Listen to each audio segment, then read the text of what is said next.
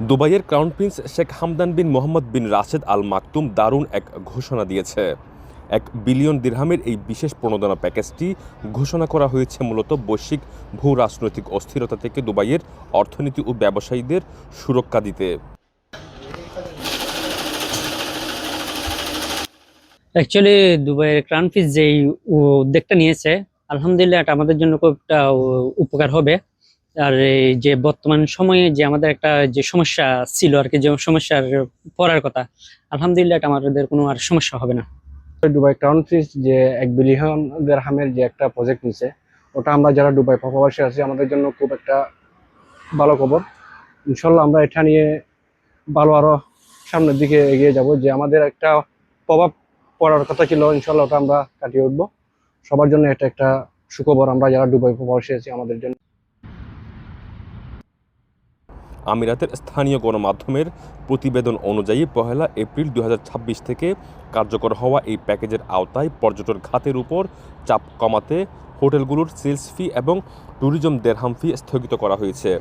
একই সাথে কাস্টমস পেমেন্টের সময়সীমা 30 থেকে বাড়িয়ে 90 দিন পর্যন্ত করা হয়েছে।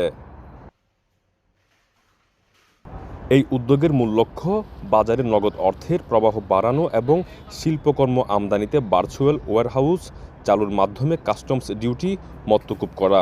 একই সাথে দক্ষ জনশক্তি ধরে রাখতে রেসিডেন্সি পারমিট নবায়ন প্রক্রিয়া সহজতর করা এবং 2025 সালে অর্জিত 5.4% অর্থনৈতিক প্রবৃদ্ধির ধারা বজায় রাখতেই শেখ হামদান এই বৃহৎ আর্থিক সহায়তা ও নীতিগত সংস্কারের অনুমোদন দিয়েছেন।